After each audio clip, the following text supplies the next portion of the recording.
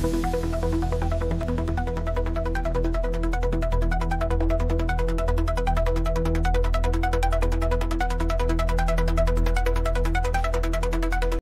malam dan selamat datang di Science News. Saya Kevin Wijaya dan malam ini kita akan membahas sebuah isu yang sangat penting dan sedang menjadi perbincangan hangat, yaitu krisis pasar modal Indonesia. Dalam waktu singkat, indeks harga saham gabungan atau IHSG anjlok dari 7.904 pada bulan November tahun 2024 menjadi 6.246 pada bulan Februari tahun 2025.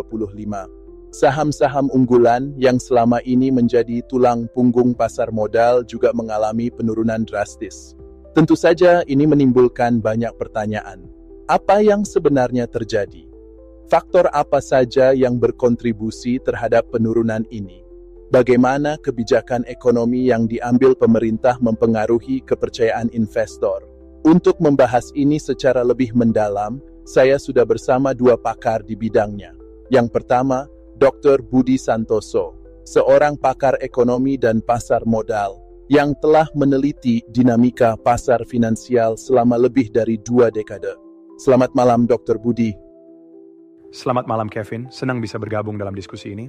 Terima kasih, Dr. Budi. Juga bersama kita malam ini, Dr. Rina Wahyuni, akademisi dan analis kebijakan publik yang telah banyak mengkaji dampak kebijakan ekonomi terhadap sektor finansial. Selamat malam, Dr. Rina. Selamat malam, Kevin. Terima kasih atas undangannya. Saya sangat antusias untuk mendiskusikan isu ini.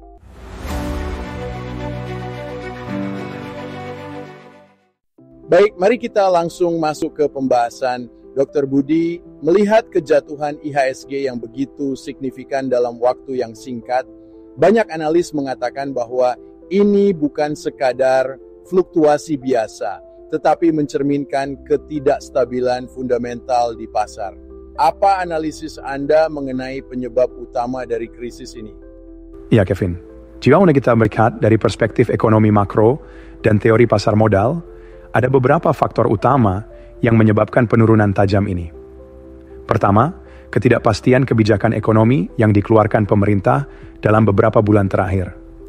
Jika merujuk pada teori ekspektasi rasional, pasar modal sangat dipengaruhi oleh prediksi dan sentimen investor terhadap kebijakan yang diambil. Ketika kebijakan yang diumumkan dianggap tidak mendukung stabilitas pasar, kepercayaan investor akan goyah, dan ini yang kita lihat saat ini.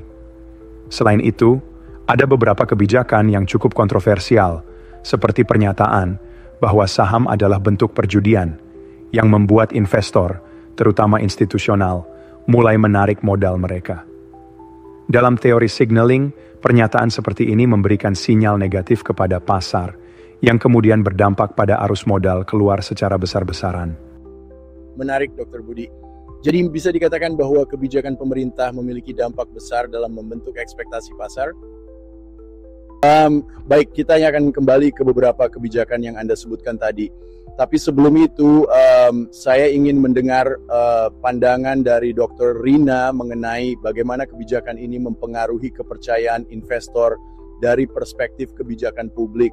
Dr. Rina, bagaimana Anda melihat dampak kebijakan ekonomi pemerintah terhadap stabilitas pasar modal kita? Kevin, ini adalah pertanyaan yang sangat penting. Jika kita melihat dari teori kebijakan publik dan ekonomi politik, setiap kebijakan ekonomi harus memiliki keseimbangan antara tujuan jangka pendek dan dampak jangka panjang. Dalam konteks Indonesia saat ini, kita melihat adanya kebijakan populis yang mungkin bertujuan untuk meningkatkan daya beli masyarakat, tetapi di sisi lain mengorbankan stabilitas sektor keuangan. Salah satu kebijakan yang paling kontroversial adalah penghapusan pencatatan utang kredit usaha rakyat atau KUR di neraca bank BUMN. Secara teori, transparansi dalam pelaporan keuangan adalah elemen kunci dalam menjaga kepercayaan investor, seperti yang dijelaskan dalam teori akuntansi keuangan. Ketika ada ketidakjelasan dalam laporan keuangan, investor akan ragu untuk tetap menanamkan modal mereka. Selain itu, kebijakan penghapusan utang UMKM tanpa skema restrukturisasi yang jelas juga memperbesar ketidakpastian. Dalam teori keuangan perbankan, risiko kredit adalah faktor utama dalam stabilitas sektor perbankan. Jika kebijakan ini tidak diimbangi dengan langkah mitigasi yang kuat, maka akan ada risiko likuiditas yang semakin besar. Sangat menarik, Dr. Rina. Jadi, dari perspektif kebijakan publik, Kurangnya transparansi dan perencanaan yang matang dapat berdampak buruk terhadap stabilitas pasar modal. Baik, diskusi kita semakin menarik. Setelah jeda berikutnya, kita akan membahas lebih dalam mengenai dampak kebijakan fiskal terhadap defisit anggaran dan bagaimana hal ini mempengaruhi investor global. Tetaplah bersama kami di Science News.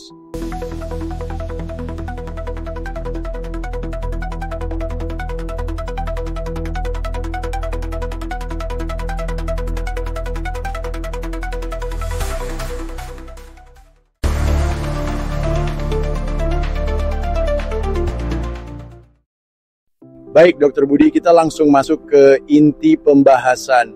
Salah satu faktor utama yang disebut-sebut sebagai pemicu kejatuhan pasar modal adalah pernyataan Presiden yang menyebut bahwa saham adalah bentuk perjudian.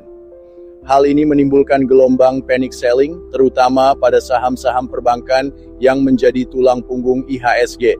Dari perspektif akademis, bagaimana sebenarnya pasar modal dipandang dalam teori ekonomi, dan sejauh mana dampak dari sentimen seperti ini terhadap perilaku investor? Terima kasih, Kevin. Ini memang isu yang sangat menarik dan perlu kita lihat dari berbagai perspektif ekonomi. Jika kita mengacu pada efficient market hypothesis atau hipotesis pasar efisien yang dikemukakan oleh Eugene Fama, pasar modal seharusnya merefleksikan seluruh informasi yang tersedia. Namun, dalam kenyataannya, faktor psikologis dan sentimen publik juga memainkan peran besar dalam pergerakan harga saham. Ketika seorang pemimpin negara menyatakan bahwa saham adalah suatu bentuk perjudian, hal ini bisa dikategorikan sebagai negative signaling effect. Investor, baik institusional maupun retail, akan melihat pernyataan ini sebagai sinyal bahwa pemerintah tidak mendukung investasi di pasar modal. Dalam konteks behavioral finance, ini dikenal sebagai efek ketakutan yang menyebabkan aksi jual besar-besaran. Dalam jangka pendek, kita melihat reaksi berlebihan dari pelaku pasar, di mana mereka melakukan panic selling tanpa mempertimbangkan fundamental ekonomi. Namun, dalam jangka panjang, jika tidak ada klarifikasi dari pemerintah, ini bisa mengikis kepercayaan terhadap pasar modal sebagai instrumen investasi yang sehat. Baik, Dr. Budi. Jadi, bisa disimpulkan bahwa pernyataan semacam ini memberikan sinyal negatif yang berpotensi merusak stabilitas pasar karena mempengaruhi persepsi investor. Sekarang, mari kita beralih ke Dr. Rina Wahyuni. Dr. Rina, selain sentimen negatif dari pernyataan tersebut, kebijakan ekonomi seperti penghapusan pencatatan utang kredit usaha rakyat di neraca keuangan Bank BUMN juga menjadi sorotan. Bagaimana kebijakan ini dapat mempengaruhi kesehatan perbankan dan apa risikonya dalam jangka panjang? Terima kasih, Kevin. Ini adalah kebijakan yang cukup kontroversial karena berhubungan langsung dengan prinsip transparansi dan manajemen risiko dalam perbankan. Dari sudut pandang teori keuangan, jika kita merujuk pada capital adequacy theory, perbankan harus memiliki pencatatan keuangan yang transparan agar investor dan regulator dapat mengukur tingkat risiko yang dihadapi. Dengan dihapusnya pencatatan utang kur dari neraca keuangan, kita kehilangan visibilitas terhadap kualitas aset perbankan, dan ini meningkatkan asymmetric information problem, di mana investor dan pihak eksternal tidak bisa menilai dengan jelas kesehatan bank tersebut.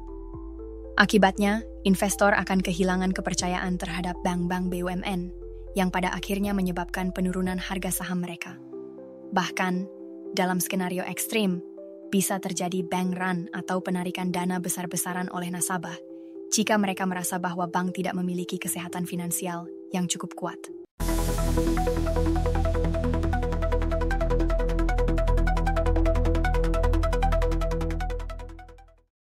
Baik pendengar sekalian, kita telah membahas bagaimana pernyataan Presiden mengenai saham serta kebijakan penghapusan pencatatan utang kredit usaha rakyat memicu guncangan di pasar modal.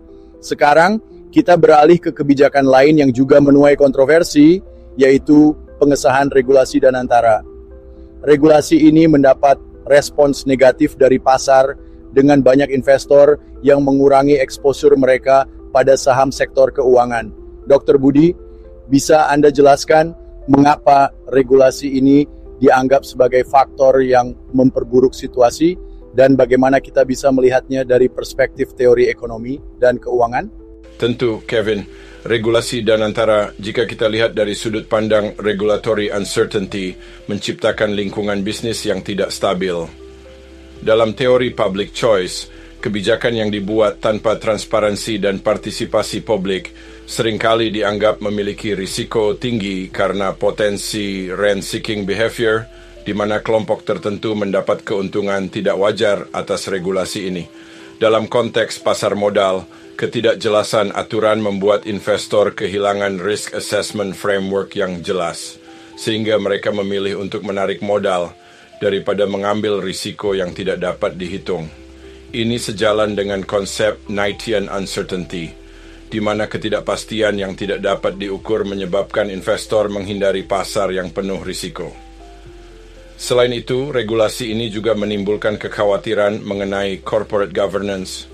Jika regulasi baru tidak disertai dengan pengawasan yang ketat, maka bisa terjadi moral hazard, di mana perusahaan merasa bebas mengambil risiko tanpa konsekuensi yang jelas. Semua ini memperparah sentimen negatif di pasar modal. Jadi ketidakpastian regulasi adalah faktor yang sangat berpengaruh dalam keputusan investor. Jika aturan dibuat tanpa kejelasan, maka investor cenderung memilih keluar daripada mengambil risiko yang tidak dapat diprediksi. Sekarang, kita masuk ke kebijakan lain yang juga menjadi sorotan, yaitu penghapusan utang UMKM sebesar 12,5 triliun rupiah.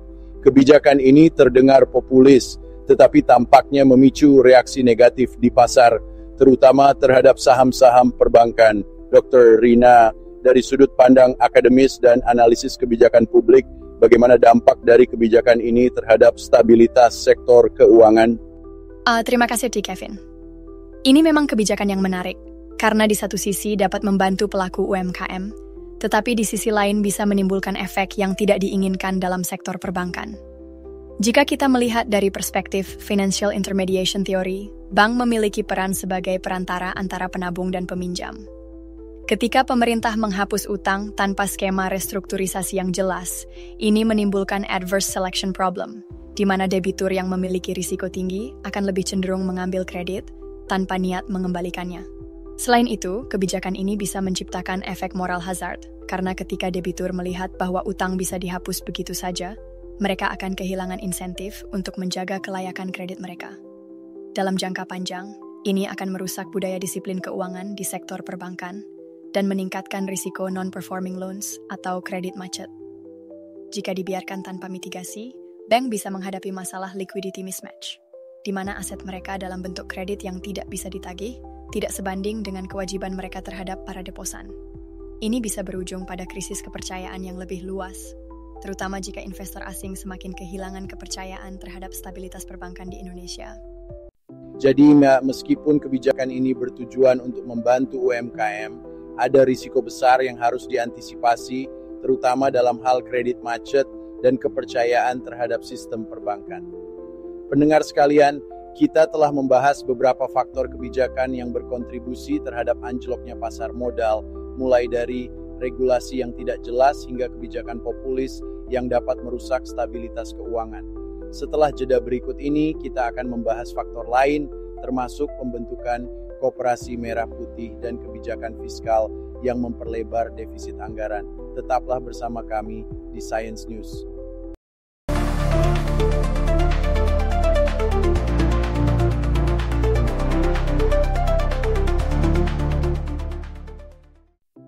Baik, pendengar sekalian, diskusi kita semakin menarik. Kita telah membahas dampak kebijakan sebelumnya terhadap pasar modal dan sistem perbankan.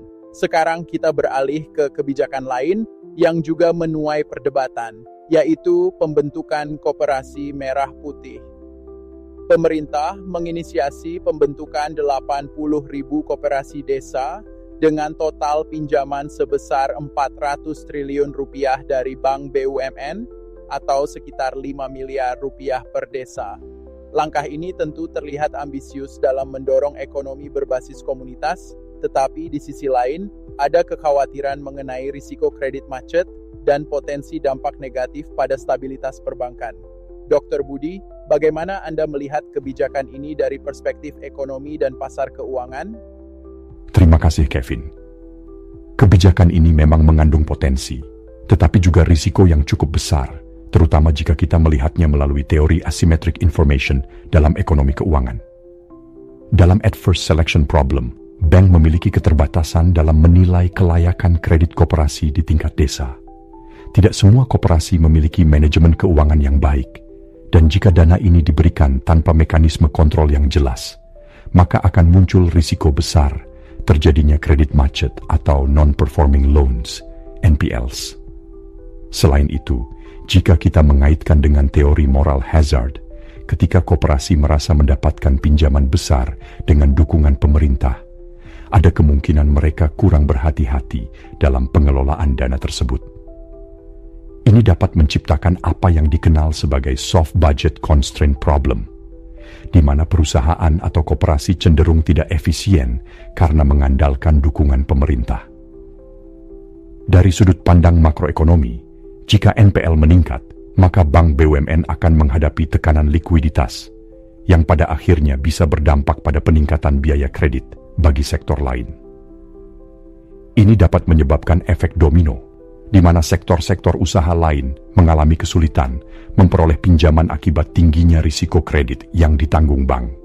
Jadi, agar kebijakan ini efektif, perlu ada mekanisme pengawasan yang lebih ketat, baik dalam bentuk audit independen, transparansi laporan keuangan koperasi, maupun sistem penilaian risiko yang lebih komprehensif sebelum kredit disalurkan.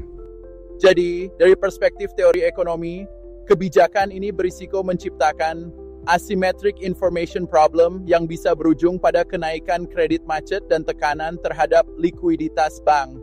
Pengawasan yang lebih ketat menjadi kunci agar kebijakan ini tidak menjadi bumerang bagi sektor perbankan dan ekonomi nasional. Sekarang kita beralih ke kebijakan fiskal pemerintah yang memperlebar defisit anggaran. Pemerintah meningkatkan belanja negara dalam skala besar, tetapi pasar melihat ini sebagai ancaman terhadap stabilitas makroekonomi. Dr. Rina, bagaimana Anda menganalisis dampak kebijakan fiskal ini terhadap pasar modal dan perekonomian secara keseluruhan? Terima kasih, Kevin. Peningkatan belanja negara memang bisa menjadi stimulus ekonomi. Tetapi, jika tidak diimbangi dengan sumber pendanaan yang jelas, ini dapat menimbulkan risiko besar dalam jangka panjang. Dalam teori fiscal sustainability, defisit anggaran yang besar tanpa strategi pendanaan yang kredibel dapat menciptakan crowding out effect, yaitu kondisi di mana sektor swasta kesulitan mendapatkan pendanaan karena dana yang tersedia di pasar lebih banyak diserap oleh pemerintah. Selain itu, ada risiko peningkatan cost of borrowing bagi negara. Jika pemerintah terus menerbitkan surat utang, government bonds, untuk menutupi defisit, maka imbal hasil atau yield obligasi negara harus meningkat agar tetap menarik bagi investor. Ini bisa memicu spiral utang, di mana bunga utang yang semakin tinggi justru memperburuk defisit di tahun-tahun berikutnya. Kondisi ini diperparah jika pasar melihat adanya risiko fiscal dominance, yaitu ketika kebijakan fiskal yang ekspansif mulai mengganggu independensi kebijakan moneter. Bank Indonesia mungkin akan dipaksa untuk mempertahankan suku bunga rendah demi mengurangi beban utang pemerintah. Tetapi ini justru bisa mempercepat laju inflasi. Dari perspektif investor, defisit yang besar juga dapat memicu kekhawatiran terhadap stabilitas nilai tukar rupiah.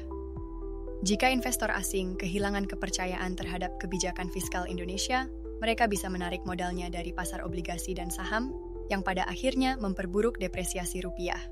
Depresiasi ini akan meningkatkan biaya impor dan berpotensi memperburuk inflasi. Dengan kata lain, defisit anggaran yang terlalu besar bisa menimbulkan efek domino, mulai dari kenaikan suku bunga, meningkatnya inflasi, hingga pelemahan nilai tukar rupiah. Jika tidak dikelola dengan baik, ini bisa menjadi ancaman serius bagi stabilitas ekonomi nasional. Pendengar sekalian, kita telah membahas berbagai kebijakan yang memicu ketidakstabilan pasar, mulai dari ketidakpastian regulasi hingga kebijakan fiskal yang berisiko tinggi. Namun, ada satu faktor lain yang juga berkontribusi besar terhadap krisis ini, yaitu minimnya komunikasi dan transparansi kebijakan dari pemerintah. Setelah jeda berikut ini, Kita akan membahas bagaimana komunikasi yang buruk bisa memperburuk kepercayaan pasar dan apa solusi yang bisa diambil. Tetaplah bersama kami di Science News.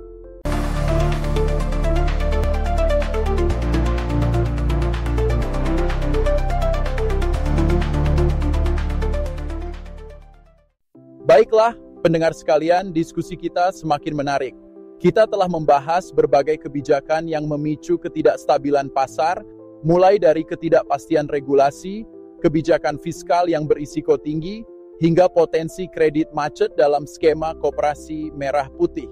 Namun, ada satu faktor fundamental lain yang memperburuk situasi, yaitu krisis kepercayaan investor akibat minimnya komunikasi dan transparansi kebijakan dari pemerintah. Banyak investor merasa kebijakan yang diambil terkesan tiba-tiba tanpa adanya konsultasi dengan pelaku pasar atau kajian akademis yang memadai. Sebagai contoh, revisi mendadak terhadap aturan pajak dividen dan perubahan kebijakan terkait investasi asing langsung, FDI, telah menciptakan ketidakpastian hukum yang berujung pada arus modal keluar, capital flight. Dr. Budi, bagaimana Anda melihat dampak dari faktor psikologis dan komunikasi kebijakan ini terhadap perilaku pasar? Terima kasih, Kevin. Faktor psikologis memainkan peran yang sangat besar dalam pasar keuangan. Ini sejalan dengan konsep dalam behavioral finance, di mana sentimen dan persepsi pasar seringkali lebih berpengaruh dibandingkan dengan kondisi fundamental ekonomi itu sendiri. Dalam teori rational expectations, investor tidak hanya bereaksi terhadap kebijakan yang ada saat ini, tetapi juga terhadap ekspektasi kebijakan di masa depan. Jika pemerintah dianggap tidak konsisten atau kurang transparan dalam mengomunikasikan kebijakan, maka kepercayaan investor akan menurun, dan mereka cenderung mengambil langkah herd behavior, yaitu mengikuti arus kepanikan untuk menjual aset mereka sebelum kondisi memburuk lebih jauh. Fenomena ini kita lihat pada Januari 2025, ketika pasar bereaksi negatif terhadap perubahan aturan pajak dividen yang diumumkan tanpa kajian yang jelas. Saham-saham unggulan langsung mengalami aksi jual besar-besaran karena investor takut kebijakan ini akan berdampak pada profitabilitas perusahaan dan daya tarik pasar modal Indonesia bagi investor asing. Ketidakpastian ini semakin diperburuk oleh minimnya komunikasi dari pemerintah. Dalam ekonomi makro, kita mengenal konsep policy credibility, yaitu sejauh mana kebijakan ekonomi dianggap kredibel dan dapat diprediksi oleh pasar. Jika kebijakan berubah-ubah tanpa dasar yang jelas, investor akan melihat ekonomi kita sebagai high-risk market yang berujung pada capital outflows dan tekanan terhadap nilai tukar rupiah. Jadi, bisa disimpulkan bahwa krisis pasar modal ini tidak hanya disebabkan oleh faktor fundamental ekonomi, tetapi juga oleh defisit kepercayaan akibat komunikasi kebijakan yang buruk. Jadi menurut Dr. Budi, faktor psikologis memiliki dampak besar terhadap gejolak pasar. Ketika investor kehilangan kepercayaan, mereka tidak hanya bereaksi terhadap kebijakan yang ada, tetapi juga terhadap ekspektasi di masa depan. Hal ini menyebabkan aksi jual besar-besaran dan memperburuk krisis yang sedang terjadi. Sekarang, mari kita dengarkan pandangan dari Dr. Rina Wahyuni. Sebagai seorang akademisi dan analis kebijakan publik, bagaimana Anda melihat dampak dari komunikasi yang buruk ini terhadap stabilitas ekonomi secara keseluruhan? Terima kasih, Kevin. Saya setuju dengan analisis Dr. Budi, bahwa komunikasi kebijakan yang buruk dapat merusak kepercayaan pasar dan menciptakan ketidakstabilan ekonomi. Dari perspektif kebijakan publik, ada beberapa aspek penting yang perlu diperhatikan. Pertama, dalam teori kebijakan publik, kita mengenal konsep good governance, yang menekankan keterbukaan, partisipasi, dan akuntabilitas dalam pengambilan kebijakan. Jika pemerintah mengambil keputusan secara tertutup tanpa berkonsultasi dengan pemangku kepentingan utama, seperti investor, ekonom, dan pelaku bisnis, maka kebijakan tersebut akan dianggap top-down dan berisiko tidak mendapatkan legitimasi dari pasar. Kedua, dalam ekonomi politik, ada yang disebut regime uncertainty, yaitu ketidakpastian terhadap arah kebijakan pemerintah di masa depan. Ketika pemerintah sering mengubah kebijakan tanpa alasan yang jelas, investor akan cenderung menahan investasi mereka atau bahkan menarik modalnya dari negara. Hal ini bisa kita lihat dari anjloknya Foreign Direct Investment, FDI, dalam beberapa bulan terakhir. Ketiga, minimnya komunikasi kebijakan juga menciptakan information asymmetry, di mana pemerintah memiliki informasi lebih banyak dibandingkan publik, tetapi tidak membagikannya secara transparan. Hal ini memperburuk market inefficiency, di mana pelaku pasar tidak bisa mengambil keputusan yang rasional, karena mereka tidak memiliki informasi yang cukup. Seharusnya, pemerintah bisa menggunakan strategi komunikasi yang lebih baik dengan cara menyampaikan kebijakan secara bertahap, bukan secara mendadak. Melakukan konsultasi publik sebelum mengeluarkan kebijakan besar, menyediakan data dan analisis yang komprehensif untuk membangun kepercayaan pasar. Jika langkah-langkah ini tidak dilakukan, maka kita akan terus menghadapi krisis kepercayaan yang dapat memperburuk instabilitas ekonomi. Jadi, dari sudut pandang kebijakan publik, akar masalahnya bukan hanya pada kebijakan itu sendiri, tetapi juga pada cara pemerintah berkomunikasi dengan publik dan pasar. Minimnya transparansi menciptakan rejim uncertainty dan memperburuk kondisi pasar modal kita.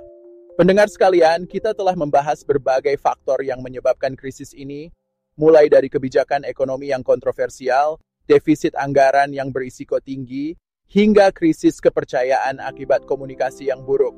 Namun, pertanyaannya sekarang, apa solusi yang bisa dilakukan untuk mengembalikan stabilitas pasar modal dan kepercayaan investor? Setelah jeda berikut ini, kita akan membahas strategi pemulihan pasar dan kebijakan yang harus dilakukan untuk mengatasi krisis ini. Tetaplah bersama kami di Science News.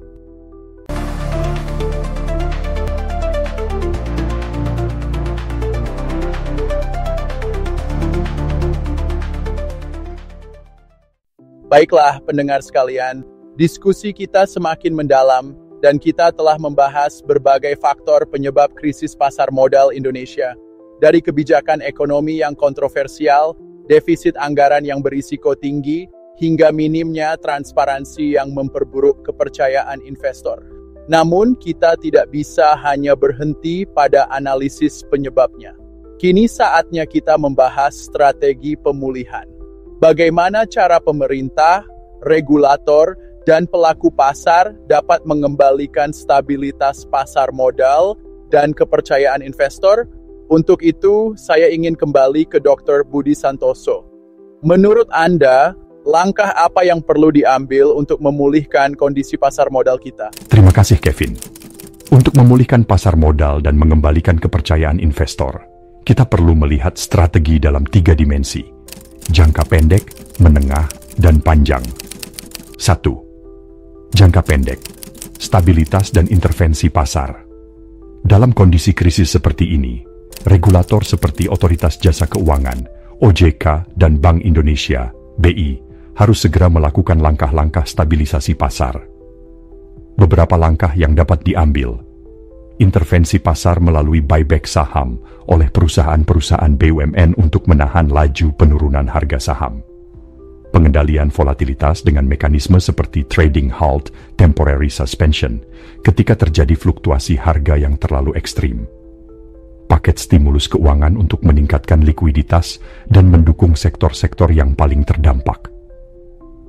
Ini sejalan dengan konsep counter-cyclical policy, yaitu kebijakan yang bertujuan untuk menstabilkan pasar ketika terjadi guncangan ekonomi. 2. Jangka menengah. Reformasi kebijakan untuk meningkatkan kepercayaan. Setelah kondisi pasar lebih stabil, pemerintah harus segera memperbaiki komunikasi kebijakannya. Transparansi dan prediktabilitas adalah kunci untuk membangun kembali kepercayaan investor. Beberapa langkah penting: memastikan kebijakan yang lebih konsisten dengan melakukan kajian akademis sebelum menerapkan perubahan besar. Meningkatkan transparansi fiskal agar investor memiliki gambaran yang lebih jelas tentang arah kebijakan ekonomi dan pengelolaan defisit anggaran. Mendorong investasi asing dengan memberikan kepastian hukum terhadap Foreign Direct Investment, FDI, dan menjamin bahwa aturan investasi tidak berubah-ubah. Konsep ini sesuai dengan Institutional Credibility Theory yang menekankan bahwa kepercayaan pasar terhadap institusi ekonomi sangat menentukan stabilitas jangka panjang. 3. Jangka panjang, reformasi struktural. Untuk mencegah krisis serupa terulang di masa depan, Indonesia harus memperkuat fundamental ekonomi dan pasar modalnya. Ini bisa dilakukan dengan diversifikasi ekonomi agar pasar modal tidak terlalu bergantung pada sektor-sektor tertentu, seperti komoditas dan properti. Meningkatkan literasi keuangan dan investasi, agar investor domestik lebih siap menghadapi dinamika pasar. Memperkuat peran regulator untuk memastikan pasar tetap efisien dan bebas dari spekulasi berlebihan. Jika ketiga aspek ini diterapkan secara konsisten, maka pasar modal kita bisa lebih tangguh dalam menghadapi gejolak ekonomi di masa depan. Jadi menurut Dr. Budi, pemulihan pasar modal harus dilakukan dalam 3 tahap. Stabilisasi jangka pendek, reformasi kebijakan jangka menengah, dan reformasi struktural jangka panjang. Sekarang, mari kita beralih ke Dr. Rina Wahyuni. Dari perspektif kebijakan publik dan regulasi, apa yang perlu dilakukan untuk memastikan pasar modal kita lebih stabil dan tidak mudah terpengaruh oleh ketidakpastian politik dan ekonomi? Terima kasih, Kevin. Saya sepakat dengan Dr. Budi bahwa pemulihan harus dilakukan secara bertahap. Namun, dari perspektif kebijakan publik, ada beberapa aspek tambahan yang harus diperhatikan. 1. Reformasi tata kelola regulasi pasar modal. Regulasi yang tidak konsisten telah menjadi salah satu penyebab utama ketidakpastian di pasar modal. Oleh karena itu, perlu dilakukan reformasi dalam hal penguatan koordinasi antara otoritas keuangan, OJK, BI, dan Kementerian Keuangan, agar kebijakan yang diambil lebih terintegrasi. Menerapkan prinsip regulatory sandbox, yaitu kebijakan uji coba sebelum diterapkan secara luas, agar tidak menimbulkan efek samping yang tidak terduga. Meningkatkan transparansi dalam pembuatan kebijakan dengan melibatkan akademisi, pelaku industri, dan investor dalam proses konsultasi publik sebelum kebijakan besar diumumkan. 2. Reformasi pajak dan insentif investasi. Salah satu penyebab keluarnya modal asing adalah kebijakan pajak yang tidak ramah investor.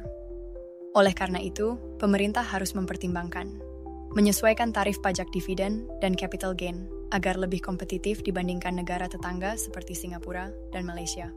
Memberikan insentif bagi investor jangka panjang, misalnya dengan pengurangan pajak bagi investasi yang ditahan lebih dari 5 tahun. Mempermudah regulasi untuk investor asing, terutama terkait perizinan dan perlindungan hukum. 3. Membangun kepercayaan publik terhadap pemerintah dan institusi keuangan. Selain investor, kepercayaan publik terhadap institusi keuangan juga sangat penting. Pemerintah perlu mengambil langkah-langkah untuk meningkatkan edukasi keuangan bagi masyarakat, agar mereka lebih memahami risiko dan peluang investasi di pasar modal. Mengatasi konflik kepentingan dalam pemerintahan, agar tidak ada persepsi bahwa kebijakan dibuat hanya untuk kepentingan kelompok tertentu.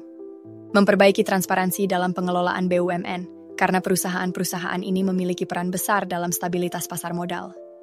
Jika langkah-langkah ini diterapkan secara konsisten, bukan hanya pasar modal yang akan pulih, tetapi kita juga bisa mencegah krisis serupa di masa depan. Jadi dari perspektif kebijakan publik, pemulihan pasar modal bukan hanya soal stabilisasi ekonomi, tetapi juga tentang reformasi regulasi, insentif pajak, dan membangun kepercayaan publik terhadap institusi keuangan. Pendengar sekalian, kita telah membahas penyebab krisis, dampaknya terhadap ekonomi, dan strategi pemulihan yang bisa dilakukan. Namun, pertanyaan terakhir yang ingin saya ajukan kepada para pakar kita adalah, seberapa realistis langkah-langkah ini bisa diterapkan dalam kondisi politik dan ekonomi saat ini? Setelah jeda berikut ini, kita akan masuk ke segmen terakhir diskusi kita pada edisi ini. Tetaplah bersama kami di Science News.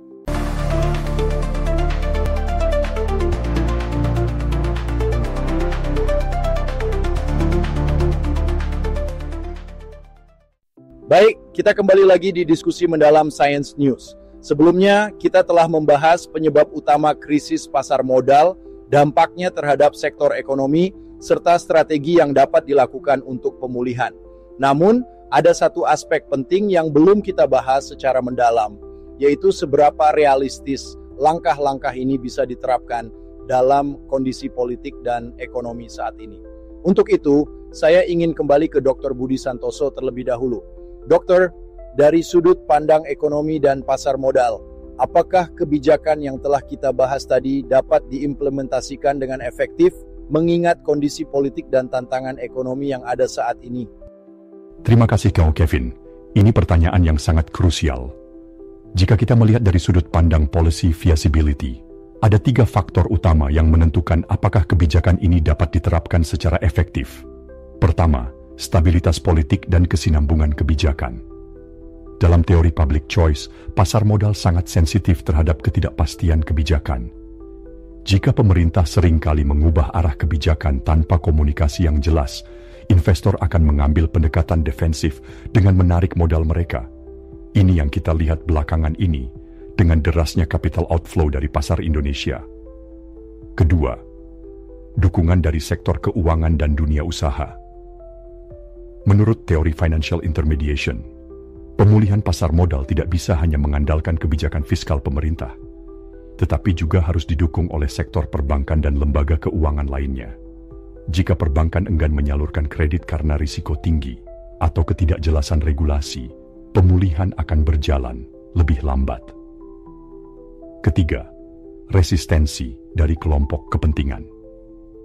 Di banyak negara berkembang, implementasi reformasi ekonomi seringkali terganjal oleh vested interest yang merasa dirugikan oleh perubahan kebijakan. Misalnya, jika ada regulasi baru yang bertujuan meningkatkan transparansi keuangan tetapi berpotensi mengurangi margin keuntungan perusahaan tertentu, mereka bisa melakukan lobby untuk menunda atau bahkan menggagalkan kebijakan tersebut. Jadi, meskipun langkah-langkah pemulihan pasar modal sudah cukup jelas dari sisi teori, efektivitasnya akan sangat tergantung pada bagaimana pemerintah menavigasi kondisi politik dan ekonomi yang ada. Sangat menarik, Dokter. Jadi, aspek politik, dukungan industri, serta potensi perlawanan dari kelompok tertentu yang harus diperhitungkan agar kebijakan pemulihan pasar modal ini bisa berjalan dengan efektif. Sekarang, saya ingin mendengar perspektif dari Dr. Rina Wahyuni. Dari sisi kebijakan publik, bagaimana Anda melihat kemungkinan implementasi strategi pemulihan ini? Terima kasih, Kevin. Saya sependapat dengan Dr. Budi, tetapi saya ingin menambahkan beberapa dimensi dari perspektif kebijakan publik. Pertama, kapasitas institusi dalam menerapkan kebijakan. Dalam institutional theory, keberhasilan suatu kebijakan sangat bergantung pada kapasitas birokrasi dalam mengeksekusi program dengan baik. Jika kebijakan diumumkan tetapi tidak ada mekanisme pengawasan yang kuat, maka hasilnya bisa tidak efektif atau bahkan kontraproduktif. Kedua, penerimaan publik terhadap kebijakan. Dalam teori policy legitimacy, kebijakan ekonomi hanya akan efektif jika mendapatkan legitimasi dari masyarakat dan pelaku pasar. Jika regulasi dianggap tidak transparan atau lebih menguntungkan kelompok tertentu saja, maka reaksi pasar bisa negatif, seperti yang kita lihat beberapa waktu terakhir. Oleh karena itu, komunikasi pemerintah menjadi sangat penting untuk memastikan kebijakan diterima dengan baik. Ketiga, koordinasi antar lembaga. Pasar modal bukan hanya dipengaruhi oleh kebijakan satu instansi, tetapi melibatkan berbagai pemangku kepentingan, dari Bank Indonesia, Otoritas Jasa Keuangan, hingga Kementerian Keuangan. Jika koordinasi antar lembaga tidak harmonis, kebijakan pemulihan pasar modal bisa berjalan dengan setengah hati, atau bahkan saling bertentangan. Oleh karena itu, dalam kondisi politik dan ekonomi saat ini, penerapan kebijakan pemulihan harus dilakukan secara bertahap, dengan mengutamakan transparansi dan partisipasi publik, agar mendapatkan dukungan yang lebih luas. Luar biasa, Dr. Rina. Ini menegaskan bahwa selain stabilitas politik dan ekonomi, efektivitas kebijakan juga bergantung pada kapasitas institusi, penerimaan publik, serta koordinasi antar lembaga. Jadi, dari keseluruhan diskusi kita malam ini, bisa kita simpulkan bahwa krisis pasar modal ini bukan hanya sekadar soal angka-angka di bursa saham, tetapi juga mencerminkan bagaimana kebijakan ekonomi dan stabilitas politik berperan besar dalam membentuk kepercayaan investor. Solusi yang ditawarkan harus realistis, berbasis teori ekonomi yang kuat, dan tentu saja dapat diterapkan dalam konteks kebijakan publik yang ada saat ini. Sebelum kita akhiri, saya ingin meminta satu kalimat penutup dari masing-masing narasumber kita. Dr. Budi, silakan. Krisis ini bisa menjadi momentum bagi Indonesia untuk memperbaiki fundamental ekonomi dan meningkatkan transparansi di sektor keuangan. Dengan kebijakan yang tepat, pasar modal bisa pulih dan bahkan tumbuh lebih kuat di masa depan. Terima kasih, Dr. Budi. Sekarang Dr. Rina. pemulihan ekonomi membutuhkan kebijakan yang kredibel dan didukung oleh berbagai pihak. Pemerintah, dunia usaha, dan masyarakat harus bersinergi untuk membangun kembali kepercayaan pasar. Sebuah diskusi yang sangat kaya wawasan. Terima kasih kepada Dr. Budi Santoso dan Dr. Rina Wahyuni atas waktu dan ilmunya malam ini. Dan tentu saja terima kasih kepada para penonton yang telah menyaksikan diskusi mendalam ini. Jangan lupa untuk tetap mengikuti Science News untuk mendapatkan analisis terbaru seputar ekonomi, pasar modal, dan kebijakan publik. Sampai jumpa di episode berikutnya. Ayo dukung channel ini agar lebih maju dan berkembang untuk memberikan yang terbaik demi Indonesia yang lebih maju. Wassalamualaikum warahmatullahi wabarakatuh.